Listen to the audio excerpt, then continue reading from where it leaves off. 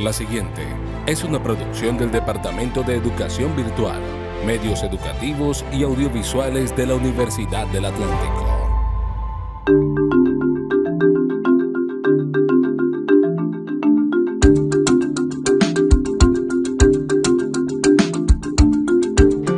A mí no me gusta estar sentado porque los profesores aburridos eran los que estaban sentados ahí con una cara larga y yo estaba durmiendo o mirando el celular hoy día. Así que voy a hablar parado.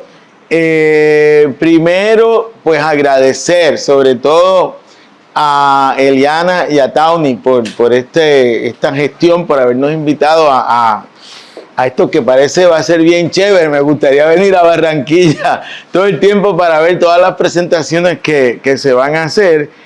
Y bueno, para habernos invitado a Dina, a Chantina y a mí a abrir esta jornada. Yo le cambié un poquito el título al trabajo que se llama ahora Afroepistemologías y Descolonización del Imaginario en clave caribeña. Anda, ahí se fue eso un momento. No, esperen que piense un momento. Sí. Sí, pero dale. Ya. Y bueno, esa es una imagen del libro que acaba de mencionar Tawny y se llama Respiro de la Memoria.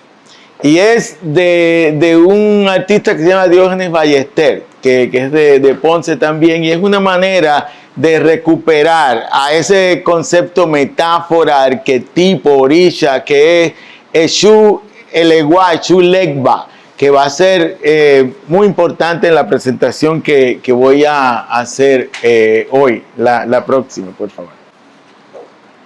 Gracias. Gracias a Tawny por ayudarme acá.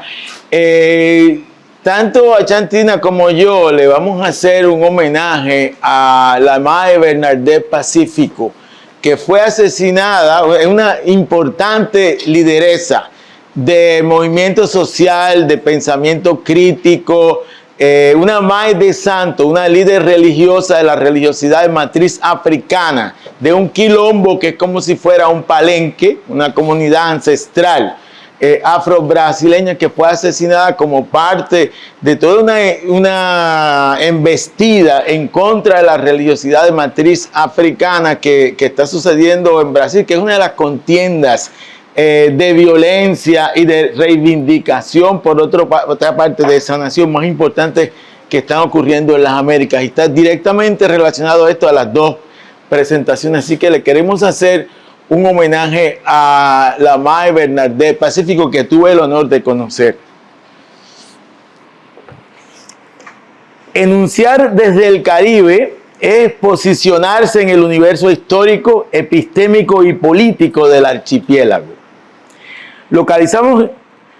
Localizarnos en una encrucijada mundial, un mundo compuesto por una multiplicidad de mundos, que es en gran medida una suerte de microcosmos de la pluralidad planetaria. Buenas noches. Esa mirada caribeña, con su perspectiva local o translocal, ha de colorear esta presentación que se podría describir como un mini concierto barroco o un bombazo, un tambor de bomba de música y danza afropuertorriqueña en 3 momentos. Todo el tiempo es importante que miren las imágenes, porque esto es como un contrapunteo de palabra e imagen. En 3 momentos. Abrimos con una reflexión de bomba, una reflexión histórico-filosófica sobre los significados del Caribe como región mundial, enfocada en los valores epistémicos y políticos del quehacer que llamamos afroepistemologías. El segundo movimiento entonará un argumento sobre el conocimiento crítico caribeño como ejercicio de doble crítica, que articula 2 vertientes de senti pensamiento y política que llamamos razón de Caliban y racionalidades cimarronas de Eshu Legba. Cerramos el toque con una suerte de genealogía de la descolonización del imaginario occidentalista Cerramos el toque con una suerte de genealogía de la descolonización del imaginario occidentalista, examinando 4 momentos críticos en la historia moderna en clave caribeña, que termina con una reflexión sobre el Ubuntu. En el primer congreso de la Asociación de Filosofía del Caribe, convocado con el lema "Cambiar la geografía de la razón", Enrique Dussel tituló su conferencia inaugural "La modernidad se inventó en el Caribe". Su argumento, esgrimido muchas veces en el discurso caribeño, es que si entendemos el mundo moderno no desde una perspectiva eurocéntrica, sino desde una óptica mundial, en la coproducción translocal de la modernidad, el Caribe siempre ha sido un referente clave de otredad constitutiva. En el sistema atlántico, eje central de la modernidad capitalista, el Caribe surgió como categoría geohistórica clave en la división planetaria en continentes y regiones que se ha caracterizado como la invención de África, la invención de América y la invención de Europa.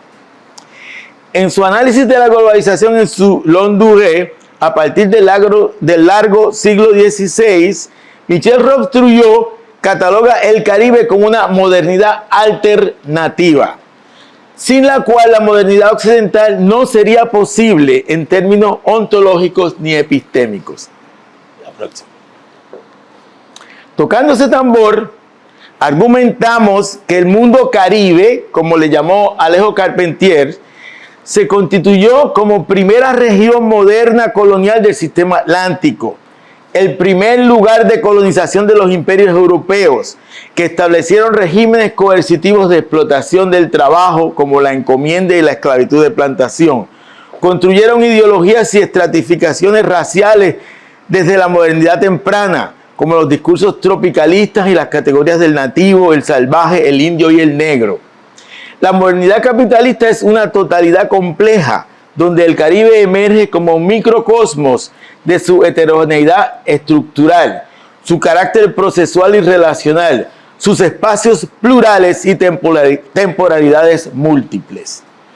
Trouillot también plantea que las unidades y fronteras de la región son ejemplo de las resemblanzas familiares de Wittgenstein, del filósofo, donde cada espacio caribe es particular, sin dejar de ser parte de patrones regionales y de articularse con procesos globales, dentro de un continuum histórico multidimensional. Estas resemblanzas familiares se expresan en formas culturales, estéticas, lingüísticas, económicas y espiritualidades, donde se hilan historias y construyen proyectos descoloniales, de liberación y buen vivir, de manera diversa en cada espacio local. Antonio Benítez Rojo acuñó el concepto metáfora "la isla que se repite", para analizar las resemblanzas familiares que apuntan tanto a la diversidad como a la relacionalidad del universo caribeño. En clave, Mayra Santos Febres teoriza el Caribe como un espacio fractal, donde cada lugar tiene una dimensión ontológica propia, sin dejar de estar conectados en un amplio paisaje translocal, un hiperarchipiélago regional y mundial de mar y tierra. En este pentagrama conceptualizamos el Caribe como archipiélago o constelación regional, aquí jugando un poco con el concepto de archipiélago de Glissant y el concepto de constelación de Walter Benjamin, constituido por una dialéctica entre dominación occidental y luchas subalternas. Los procesos de regionalización caribeña expresan poder imperial y desarrollo capitalista, pero también resistencias cotidianas, acciones colectivas, prácticas estéticas y espirituales y proyectos transformativos. El metaarchipiélago se reinventa y reconfigura constantemente a través de creaciones y contiendas políticas, económicas, estéticas, discursivas. La Asociación de Estudios de Estados del Caribe, CARICOM, define el Gran Caribe como comunidad de países y mercado regional, mientras el Estado Imperial Yanqui describe la cuenca del Caribe como su patio interior. A contrapunto, Cialer James plantea que el hecho de que en la región hayan ocurrido 2 revoluciones de relevancia histórico mundial, la revolución haitiana en el siglo XIX y la Revolución Cubana en el siglo XX revela la centralidad del Caribe como laboratorio de modernidades de liberación, como lugar clave en las gestas por la descolonización, la igualdad y la justicia en el planeta. En el 1969 se publicaron 2 historias del Caribe con el mismo título, de Cristóbal Colón a Fidel Castro, From Columbus to Castro, con autoría de Eric Williams en Trinidad y Tobago y Juan Bosch en la República Dominicana.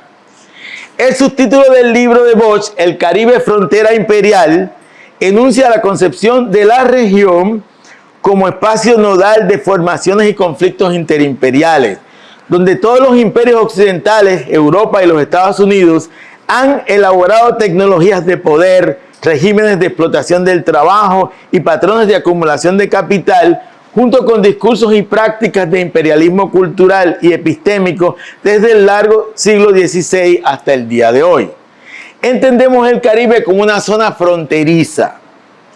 A partir de la categoría Borderlands de Gloria Anzaldúa, entren, que caben 10, 50 parados, 50 de pie. Un modo de ser y habitar encrucijadas, bordes entrelazados, físicos y simbólicos, simultáneamente sociales, étnicos, raciales, de género, generación y sexualidad, significando espacios en conflicto entre actores imperiales, élites criollas y sectores subalternos. La entretela de fronteras caribeñas constituye una encrucijada de modernidades occidentales y subalternas. Sus paisajes plurales representan territorios en contienda entre diseños imperiales y proyectos descoloniales. El Gran Caribe, esa geografía translocal que articula las Antillas con la cuenca continental de Centro y Suramérica. Estamos aquí, en el Caribe, y con multiplicidad de espacios donde la isla se repite, incluso en ciudades mundiales como Nueva York, París, Londres, Miami y Toronto, conforman un archipiélago planetario. Stuart Hall arguye que el Caribe es la primera diáspora, un espacio diaspórico por excelencia, configurado por procesos históricos de dispersiones violentas, como la conquista, la esclavitud, revoluciones y migraciones masivas. La condición diaspórica implica desafiar concepciones monolíticas de nación y analizar las identidades caribeñas como fluidas, diversas y relacionadas, forjadas y transformadas a través de procesos de creolización y transculturación.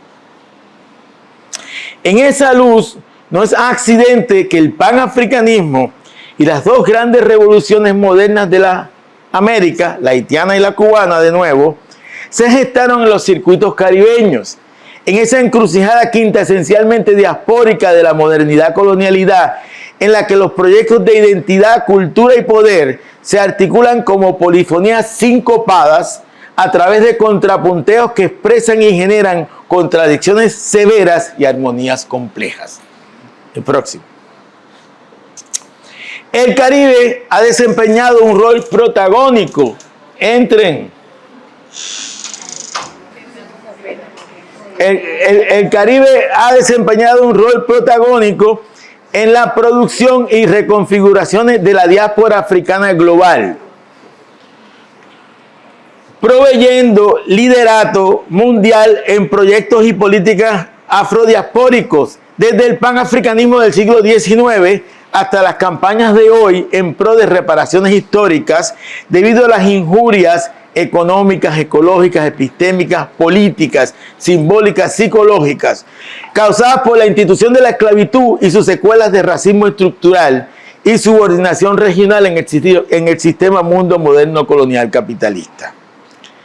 Concebimos la diáspora africana no como una formación uniforme, sino como un montaje de historias locales, entretejidas por condiciones comunes de opresión racial, político, económica y cultural, que constituyen resemblanzas familiares basadas no solo en experiencias históricas conmensurables de subordinación racial, sino también en afinidades culturales y repertorios similares, a menudo compartidos, de resistencia, producción intelectual y acción política. Eso es el panafricanismo.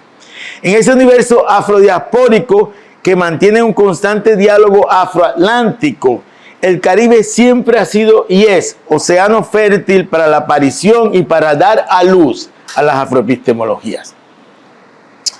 Aprendimos la categoría del libro de Jesús Chucho García, Caribeñidad, Afroespiritualidad y Afroepistemología, donde el autor destaca dos elementos del pensamiento propio caribeño: la complejidad y la utopía como horizonte de transformación radical. Aníbal Quijano dice que el mundo andino produce la utopía. De acá decimos que el mundo caribeño produce la utopía, pero no fue en Europa, fue acá que se produjo. En esa clave vemos la afroepistemología como un conjunto de perspectivas y prácticas epistémicas, estéticas y políticas, miradas, movimientos, métodos, pedagogías, proyectos, sentipensares, entre la oralidad y la escritura, lo racional y lo afectivo, lo material y lo espiritual, que nacen y se recrean en el mundo afro. Ese universo de viajes transatlánticos de ida y vuelta entre el continente y la diáspora. Por eso se baila salsa en Zaire. Por eso África no es simplemente la raíz, sino que es una serie de viajes de ida y vuelta. No solo para nuestra sanación y autoafirmación en un mundo moderno que niega humanidad a los pueblos y sujetos africanos o negros, sino para humanizar la humanidad y sanar el planeta. Sus modos de expresión son múltiples, desde los lenguajes corporales de la danza y los saberes cantados de la bomba, la cumbia y la salsa, hasta los diversos géneros de la creación literaria, la imaginación visual y la investigación histórica y filosófica, entrelazados de forma promiscua en la intertextualidad del discurso crítico caribeño, donde copulan lo sagrado y lo profano, lo popular y lo académico, como va a ser en esta jornada, y lo estético con lo político. La próxima.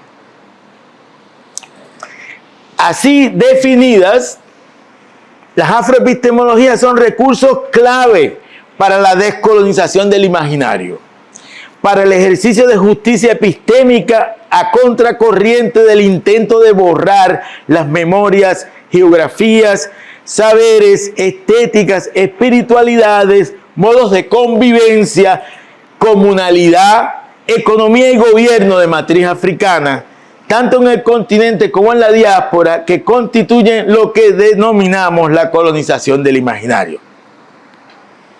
En dicha praxis descolonial, necesitamos revisar la conciencia histórica, redefinir la memoria de la antigüedad, por ejemplo, resaltando el cosmopolitismo africano anterior a la modernidad occidental, revelando hechos ocultos como el que en Tombuctú, que hoy es Mali, hubo la universidad de mayor biblioteca en el siglo XIII, y que en la misma época, en el norte de África, fue espacio donde surgió una filosofía de la historia y ciencia social 5 siglos antes que la ilustración europea. Por eso esta figura de Ibn Khaldun, ¿no?, que está haciendo eso 5 siglos antes que Hegel.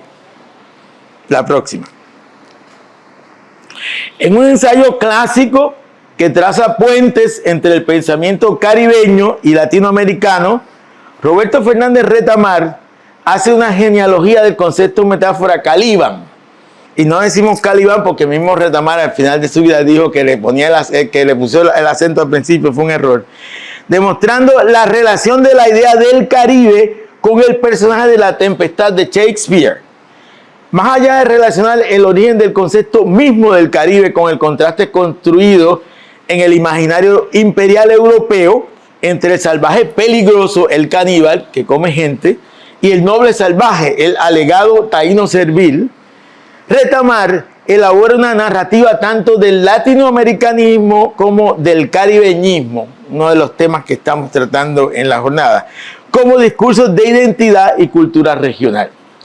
El drama entre el conquistador próspero, el intelectual Ariel y el salvaje Caliban inaugura un marco analítico para la interpretación de los procesos de formación y transformación del continente histórico que Martí llamó Nuestra América, renombrada por Retamar como Nuestra América Mestiza, y que aquí denominamos Nuestra Afroamérica en mi libro. En el momento de la invención de América Latina como categoría geohistórica en el contexto de la Guerra México-Americana del 1848, cuando Estados Unidos incorporó a su territorio a la mitad de México, y de la Guerra Hispano-Cubano-Américo-Filipina de 1898, el poeta nicaragüense Rubén Darío y el ensayista uruguayo José Enrique Rodó identificaron el emergente imperio yanqui como Caliban y el naciente continente latinoamericano como Ariel.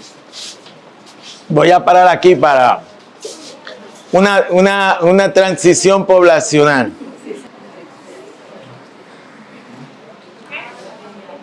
Seguimos. Como dice el merengue, seguimos sí, paramos no. En un giro político y epistémico en los 1970, tú entraste en el giro político y epistémico. Desde la perspectiva de la Revolución Cubana, Retamar identifica a Caliban como concepto metáfora emblemático de América Latina y el Caribe, invocando figuras como Martí y Mariátegui, a la vez que traza un repertorio de pensamiento crítico, creación estética y política radical caribeña a partir de la figura de Caliban, abanderada por intelectuales como Camille Bradway, Theodore James y George Lamming. La identificación del pensamiento caribeño con el personaje conceptual de Caliban es un hilo que cose corrientes teóricas, estéticas y políticas a través del Gran Caribe. Como bien plantea Paget Henry en su libro La razón de Caliban, el pensamiento crítico del Caribe se define en gran medida por la capacidad de actuar como Caliban, quien maldijo al amo con su propio lenguaje. Es decir, los intelectuales caribeños hemos desarrollado corrientes de pensamiento crítico donde deconstruimos y reconstruimos las categorías occidentales, resignificando sus discursos, relatos, lógicas y argumentos. Esta vertiente de la crítica caribeña es la que el jamaiquino Anthony Bowes llama intelectuales herejes, que operan o operamos a la vez dentro y fuera de la tradición occidental. Aquí incluimos a Frank Fanon, Edward Glissant, Wilson Harris y Sylvia Wynter, quien elabora una analítica feminista de las formas políticas de conocimiento y subjetividad de la modernidad en clave caribeña, con distancia crítica del personaje Miranda, la hija del amo próspero, y en diálogo de construcción creativa con Sycorax, la madre de Caliban. Dicha lectura en clave feminista es también hecha por Silvia Federici en su libro Caliban y la bruja. Amesecer reescribe el drama de Shakespeare como La Tempestad Negra, donde además de la representación de los personajes como negros y mulatos, aparece un nuevo personaje cuyo nombre es Eshu, en referencia al orisha Eshu Elegua, quien enuncia en escena la palabra Uhuru, que significa libertad en suajili. En su africanización y ennegrecimiento del drama shakespeariano, Césaire sirve de puente y traductor de dos vertientes del discurso crítico caribeño: la razón de Caliban y las racionalidades cimarronas de Eshu Legba. Próximo.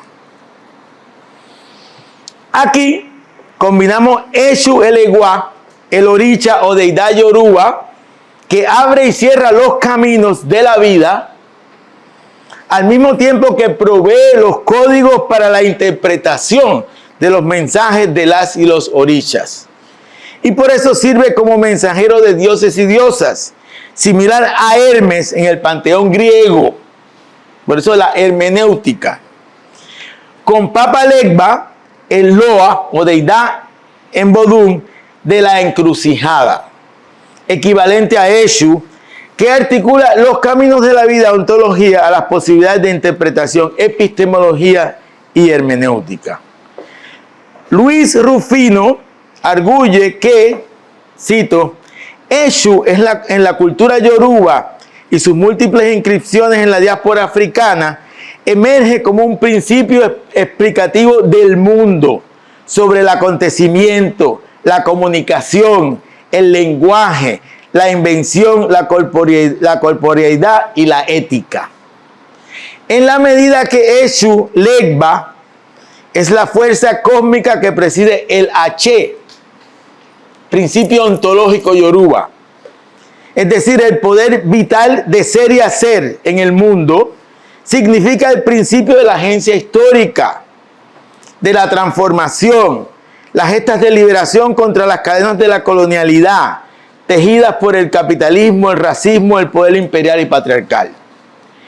Eshu Legba es fundamento de la resistencia, del hecho mismo del movimiento, y por eso significa que donde hay desperdicio se cruza la pluralización, donde hay ausencia se cruza la movilidad, donde hay conformismo se cruza la rebeldía, donde hay estandarización se cruza la transgresión, donde hay escasez se cruzan las posibilidades.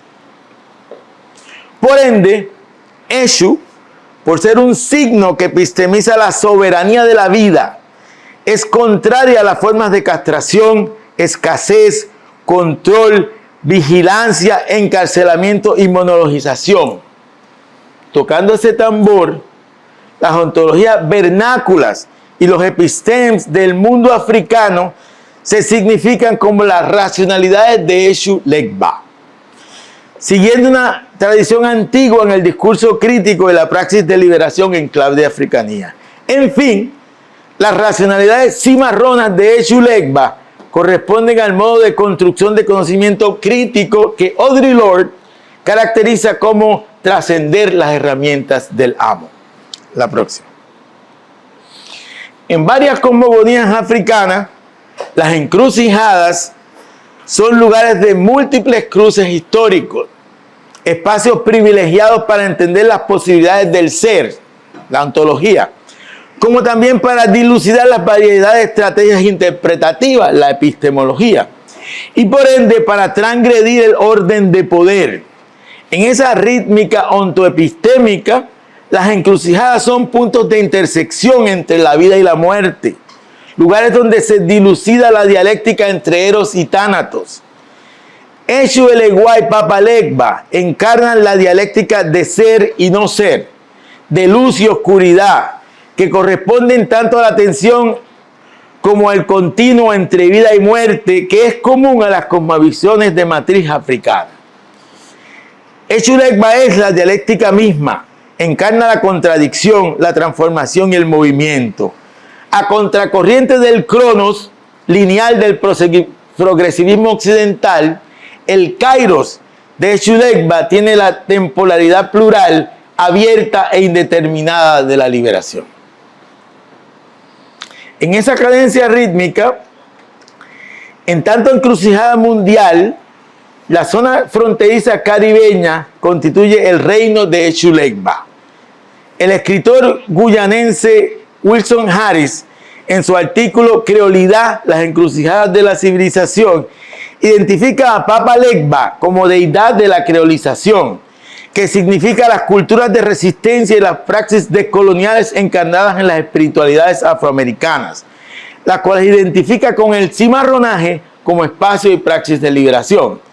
En clave, el barbadense Kamau Brathwaite escribió un poemario titulado Eleguas, donde entrelaza a Eshu y Legba, deidades de los caminos y los cambios, expresando sus conexiones con la ancestralidad, con los muertos.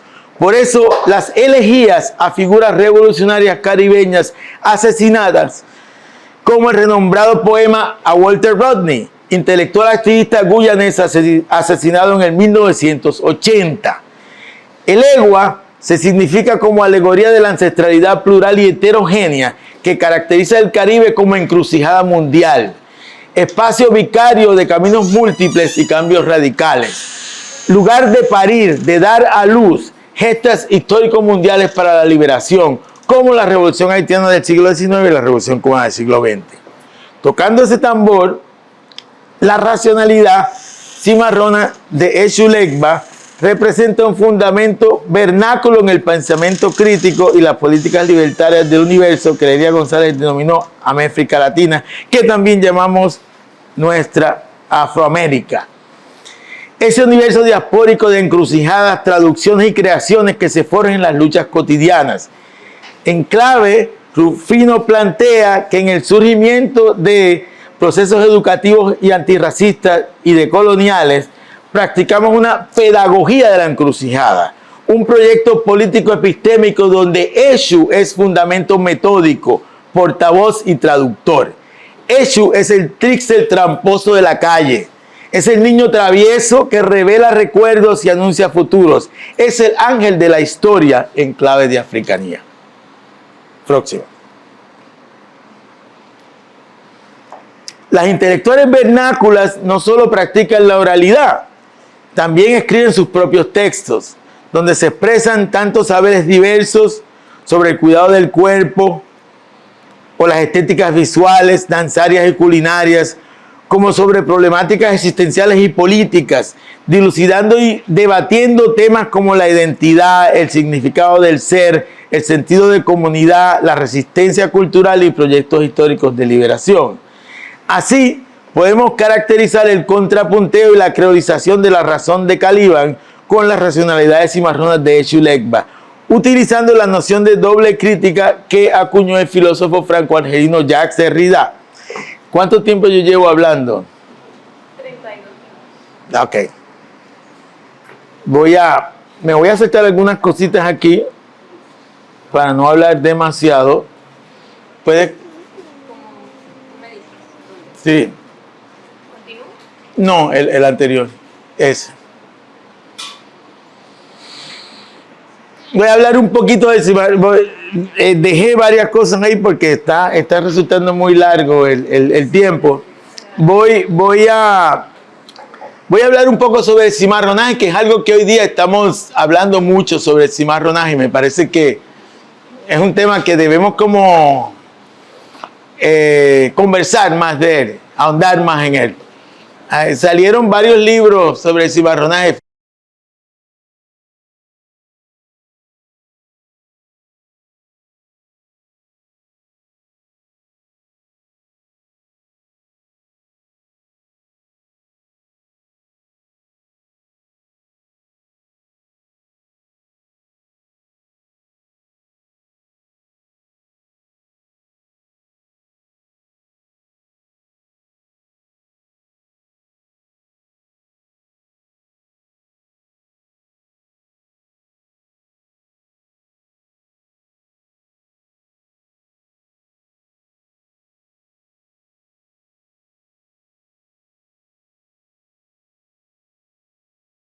Petit Marronage, o fugas individuales, como en Biografía de un cimarrón de Miguel Barnet, ¿no? Esteban Montejo es un Petit Marronage.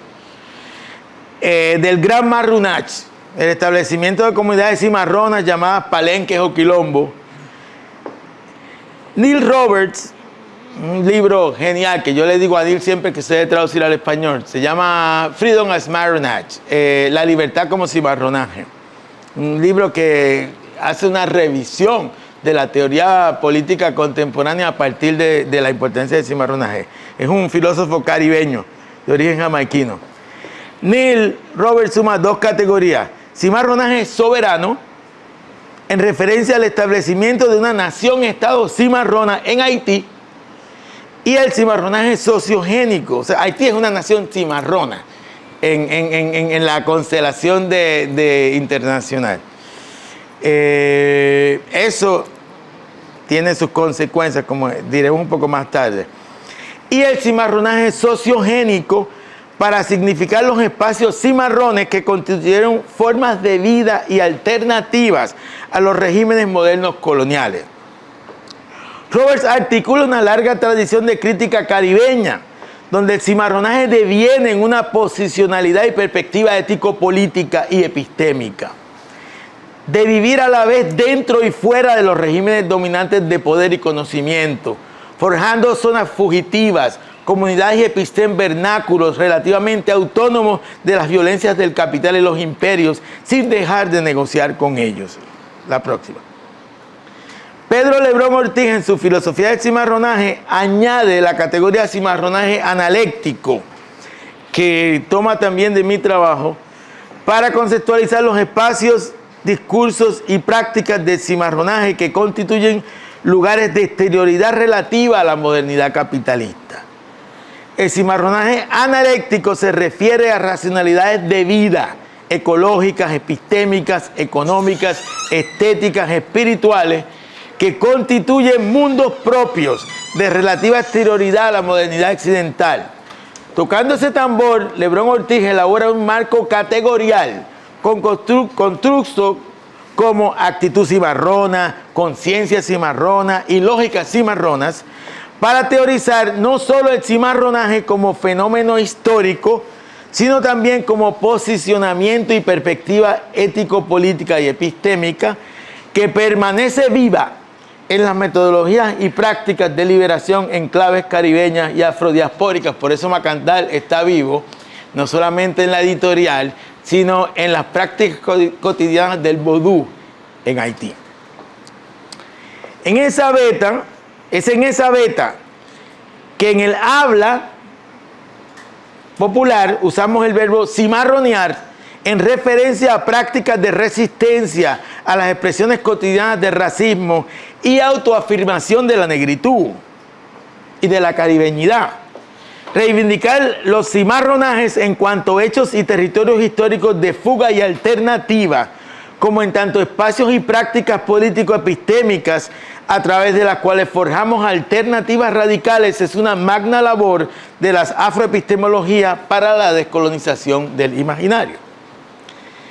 Para cerrar el tambor, proponemos 4 ciclos principales de sentipensamiento y política afrocaribeña, que corresponden a coyunturas históricos-mundiales de crisis y refundación en el sistema mundo moderno colonial capitalista.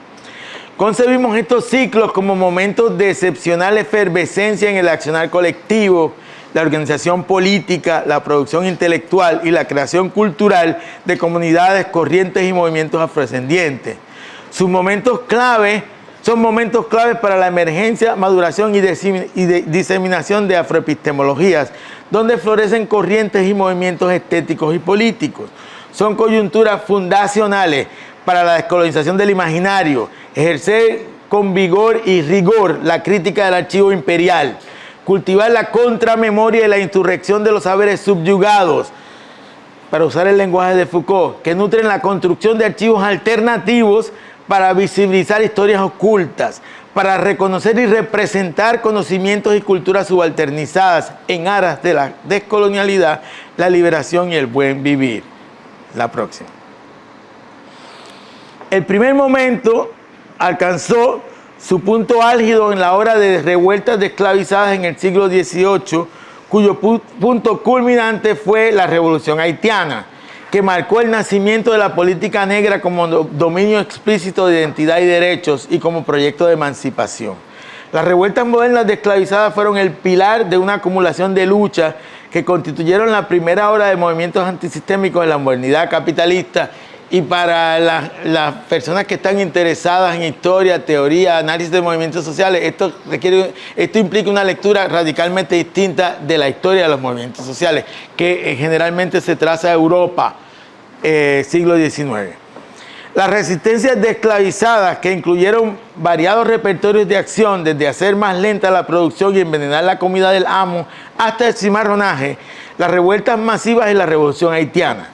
Son tan antiguas como la esclavitud moderna, pero sus efectos combinados y acumulados adquirieron el carácter de movimiento antisistémico hacia el cambio entre el siglo XVIII y XIX.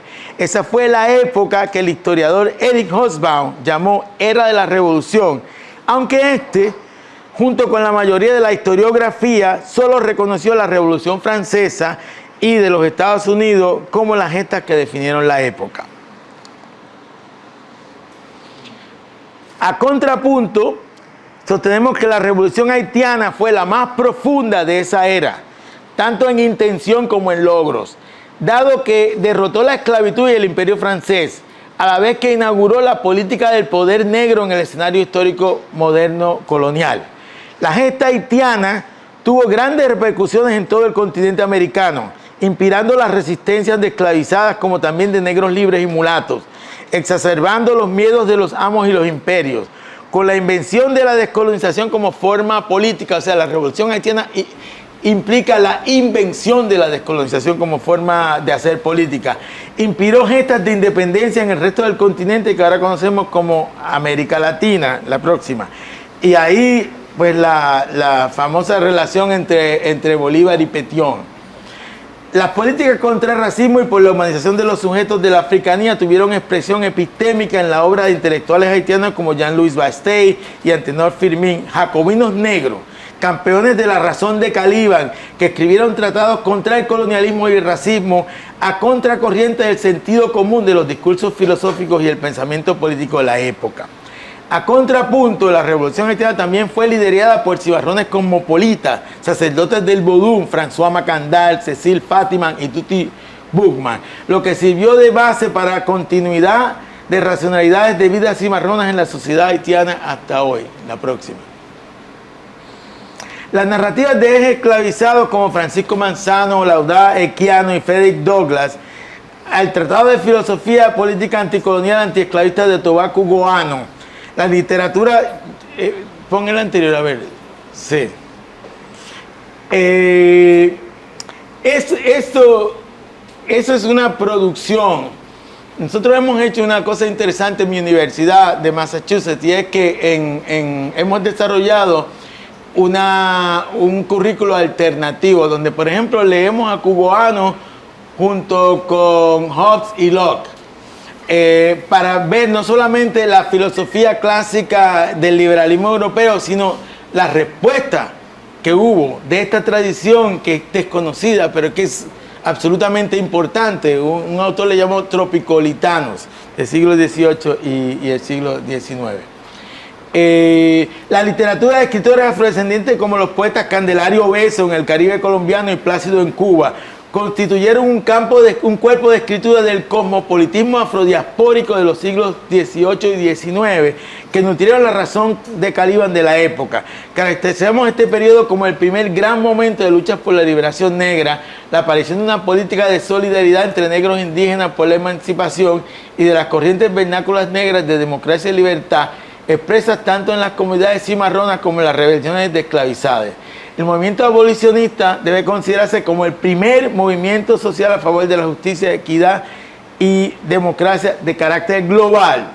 Todas estas son aseveraciones que tienen muchas implicaciones en desafiar el sentido común en las ciencias sociales, por ejemplo, sobre cuál es la temporalidad y cuáles son los lugares de los movimientos sociales. En resumen, esta coyuntura histórico-mundial de cambio sistémico marcó el surgimiento de la política racial negra en el continente americano y en la diáspora africana global, con Haití como eje nodal del discurso crítico caribeño decimonónico, con resonancias en Cuba, Puerto Rico y el Caribe colombiano. Me voy a saltar un montón para no robarle tiempo a Chanti. Estas son... Aquí en esta genealogía, en esos 4 momentos, sigue.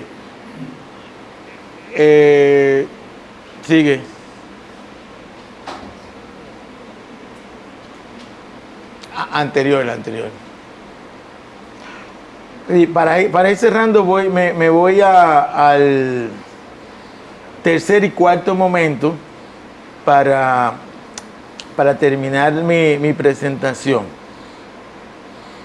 En el segundo momento, en el panafricanismo, es importante decir esto. El Caribe, George Padmore, C. Elder James, todo el pensamiento y política caribeña de la época, en realidad son los que le dan forma al panafricanismo como un movimiento epistémico, político, estético a nivel mundial. El tercer periodo, comienza después de la Segunda Guerra Mundial y tuvo... No, es mucho. No lo quiero cansar. Compren mi libro y lean que eso está ahí. Sí, porque yo creo que es mejor que termine con este cuarto periodo. Ahí.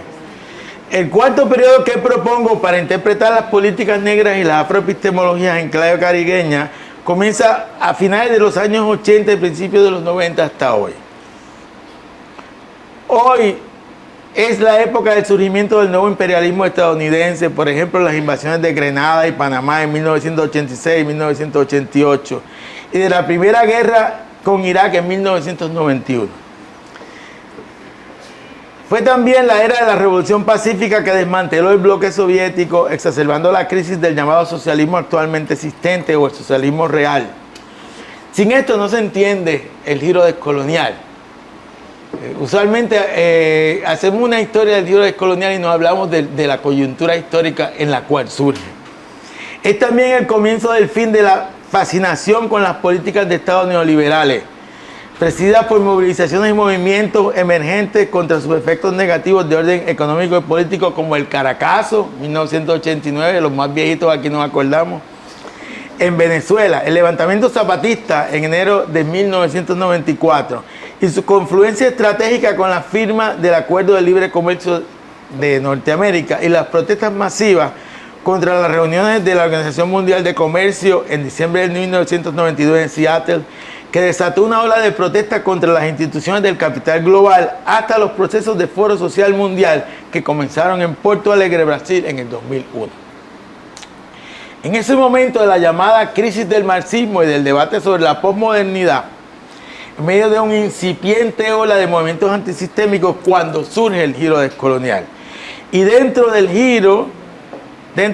él, el giro feminista, el próximo, que entiende, el giro feminista, que entiende la matriz de dominación moderna colonial como un entramado de poder capitalista, imperial, racial y heteropatriarcal. Como discurso crítico y política de liberación contra esa matriz de poder mundial, surge con el protagonismo de feministas negras e indígenas el giro feminista decolonial. En esa clave, Malcolm Ferdinand plantea la próxima, una trayectoria, del giro descolonial al feminista y de ahí a la política ecológica en clave caribeña, que aquí identificamos como el movimiento político epistémico que Arturo Escobar llama giro ontológico. Y yo me estoy refiriendo aquí a Malcolm Ferdinand, la próxima, que Este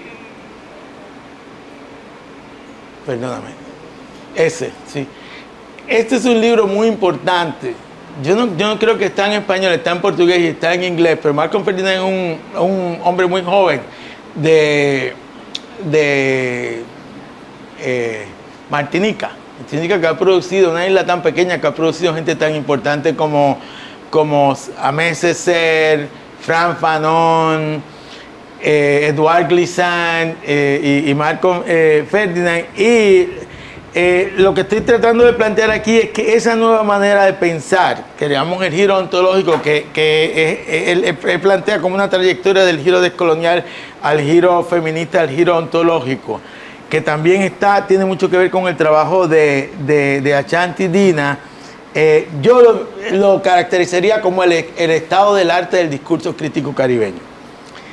El giro ontológico se fundamenta en ontologías relacionales que conciben el cosmos como una entidad ontológica plural y compleja, pero interrelacionada a partir de una política ecológica que busca conexión y armonía entre lo humano y lo no humano, lo visible y lo invisible, lo material y lo espiritual, en una política de pertenencia cósmica que entona con concepciones africanas e indígenas de ancestralidad y espiritualidad. Tocando ese tambor, Ashanti Dina Orozco conceptualiza ese quehacer crítico, producto de la cronización de la razón de Caliban y racionalidad de cimarronas de Echulecba, eso se lo puse yo a ella, en su caso del filo creativo del machete de Ogún, aunque ella no va a hablar de eso ahora, como ecofilosofías de matriz africana. En clave, Maydi Estrada, una filósofa afrocubana, argumenta que la espiritualidad puede ser entendida como una dimensión de la vida, una comprensión del cosmos y sus posibles interpretaciones en relación con la vida y la muerte, de la relación espacio-naturaleza-humanidad, en búsqueda de verdad, ética y conocimiento, de la convivencia entre mente, cuerpo y espíritu, del sentido de ser, ancestralidad y trascendencia en un continuo temporal pasado, presente y futuro. Es una definición compleja de la espiritualidad. Pero ella tiene definiciones que son aún mejores, Achantina en su presentación. Así que eso le va a dar mucho más contenido a ella. En ese pentagrama, las espiritualidades de matriz africana son centrales en el llamado giro ontológico como fundamento de perspectivas ontoepistémicas y estético-políticas complejas y contingentes, tanto al azar de las fuerzas cósmicas como a la voluntad de la agencia histórica humana. Esto es para un ejemplo de la descolonización del imaginario. Dicha racionalidad también, la próxima, se elabora en la poética y la filosofía de la relación de Édouard Glissant, que aboga por un análisis, estos son, pónmelo de Glissant. Ya, ahí.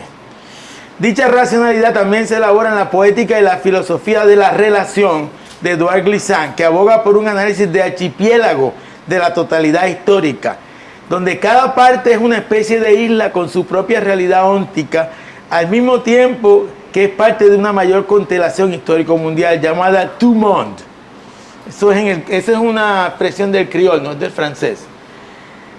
Es decir, todo el mundo y también todos en el mundo y todo lo que hay en el mundo.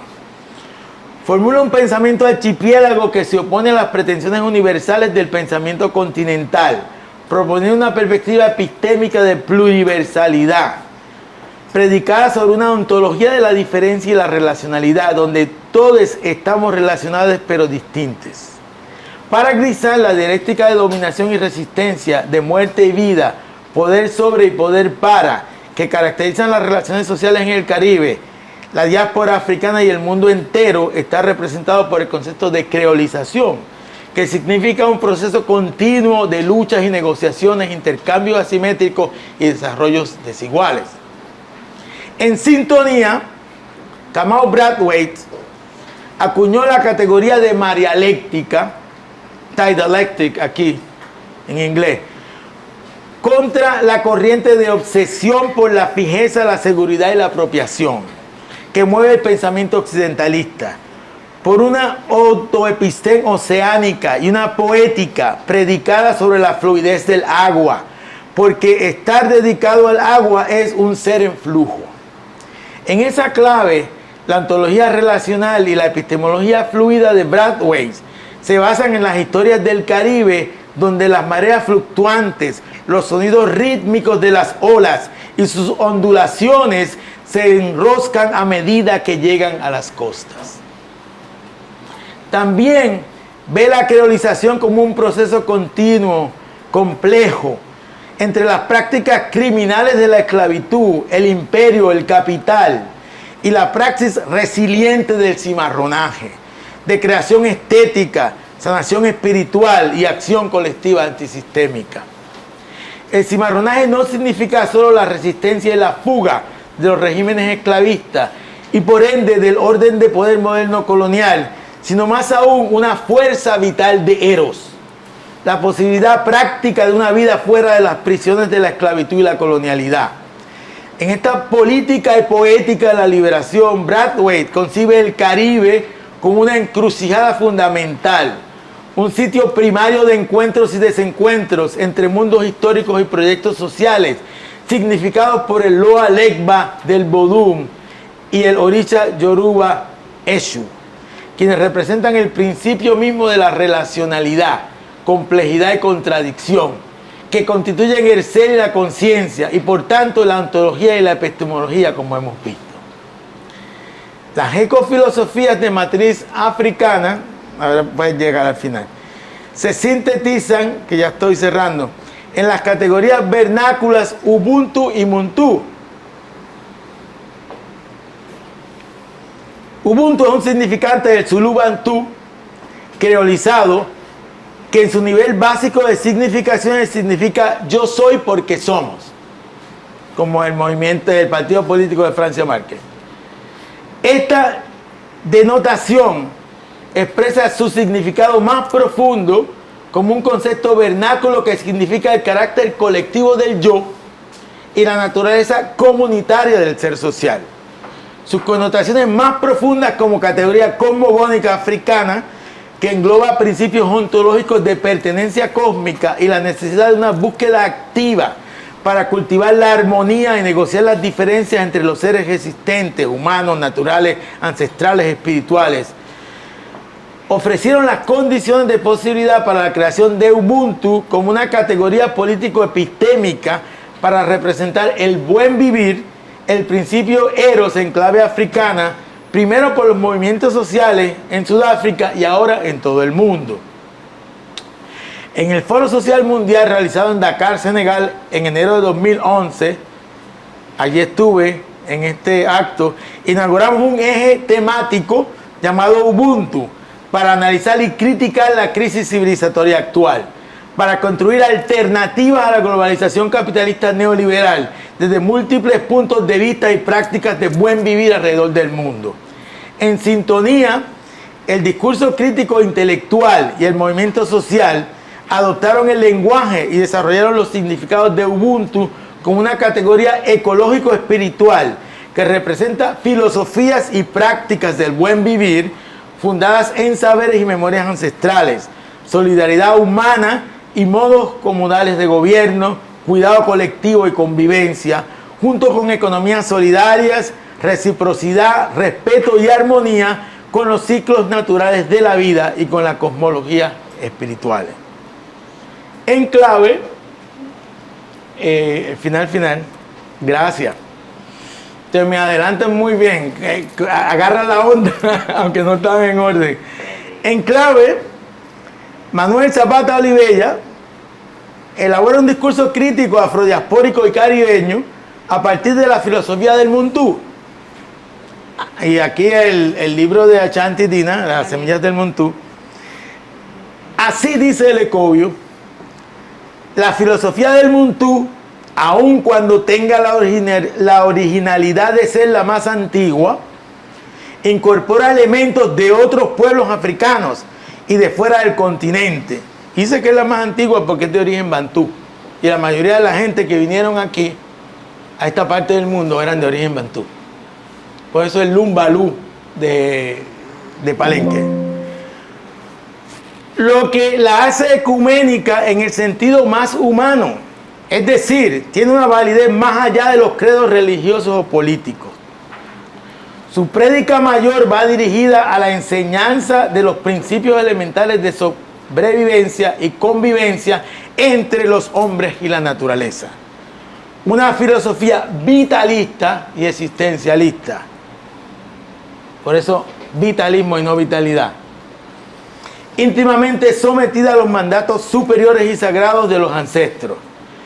El Muntu concibe la familia como la suma de los difuntos, ancestros y los vivos, unidos por la palabra a los animales, los árboles, los minerales, tierra, agua, fuego, estrellas y las herramientas en un nudo indisoluble. Esta es la concepción de la humanidad que los pueblos más explotados del mundo, los africanos, devuelven a sus colonizadores europeos sin amarguras ni resentimientos. Una filosofía vital de amor, alegría y paz entre los hombres y el mundo que los nutre. Cierro cita. Dicho vitalismo radical, este es un concepto con el cual estoy trabajando, vitalismo radical. Dicho vitalismo radical es un pilar de la espiritualidad de matriz africana, recogido en la máxima ético-política Black Lives Matter. Es el H de Chulegba, que inspira a los movimientos negros del mundo a contracorriente de las prácticas cotidianas de la muerte, de la necropolítica moderna colonial que desde la esclavitud transatlántica hasta el día de hoy deshumaniza los cuerpos, territorios de América Latina, nuestra Afroamérica, y desvaloriza las vidas negras. contra la antinegritud expresa en los asesinatos de afrobrasileños cada 23 minutos y en la aniquilación constante de líderes y lideresas afrocolombianas. Es el poder de Eros contra Tánatos. Es la voluntad firme de las renacientes, como decimos en el movimiento social afrocolombiano. Son los artificios descoloniales de Echulegba, tejiendo cotidianamente la esperanza y la vida. Gracias.